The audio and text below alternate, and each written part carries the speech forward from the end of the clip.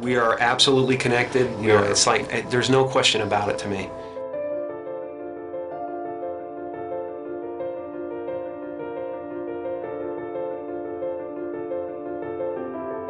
There's no separation. That's been physically proven by science. I think everybody's looking for something that they already have. I think the reason that we don't notice it is because we are so distracted by the human levels of our experience. Because you might not actually be what you think you are. The fact that we're already enlightened, we're already complete, and it's just realizing that you're complete. So everything we do to each other, or everything we see in each other, is us seeing ourselves. And yet the one thing that remains is this feeling of existence. I'm not a human being that has consciousness. I'm consciousness that is shaped into a human being. All of us are energy. A human being is a very complex pattern of energy. I always have been that energy, and I always will be that energy. I know this conceptually. Why don't we feel it? And just like an ocean is water in motion, we can call a certain part of that ocean a wave, but it gives us the illusion that the wave is a separate entity in the ocean. But a wave is not in the ocean, a wave is the ocean. And similarly, we might not be waves. Maybe we're the ocean. Maybe all of us are energy, and we can realize that directly. All suffering is based on the illusory separation that there's an individual in the environment, that there's a person that has to survive, that this specific collection of 1,000 trillion atoms has to hold itself together.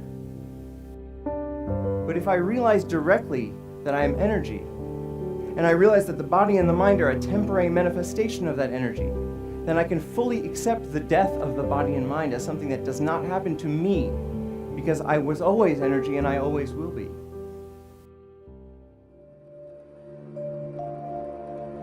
Ego tries to convince us we need to get something, this immortality, that we already possess. Ego is the voice in your head that says you're not as good as that other person. Maybe you need to do something else to make yourself better, to add to yourself. You know, and that's what it constantly is doing. It's trying to keep you from being you and me right now, loving this and loving this life. Once you realize you're complete, then this life and everything in it becomes a play of form, something to toy with and play with and make something good out of, and it really isn't to be worried about. It's to have fun with. You know, everyone is looking for God. And everyone is God, and that everyone is it. It's just now, what do you want to do? And once you realize that, then there's nothing you need. It's just play. You know, nothing you do is going to add anything to you. Right. And nothing you do is going to take anything away from you.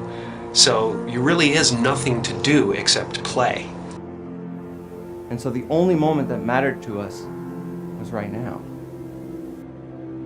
I think this experience is so important and powerful that every religious tradition at its core has been trying to convince us of its importance. And if it's true, if the true end of all human psychological suffering is actually possible, it is the most important thing science could be studying.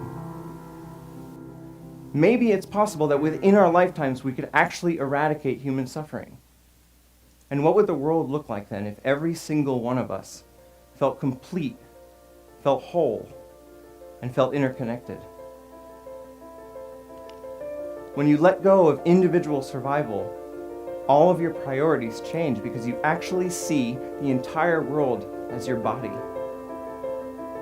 You see the suffering of others as your own suffering, and you want to help.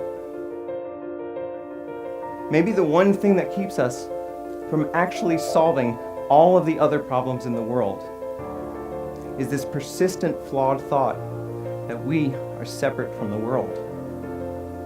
And maybe it's time we change our minds.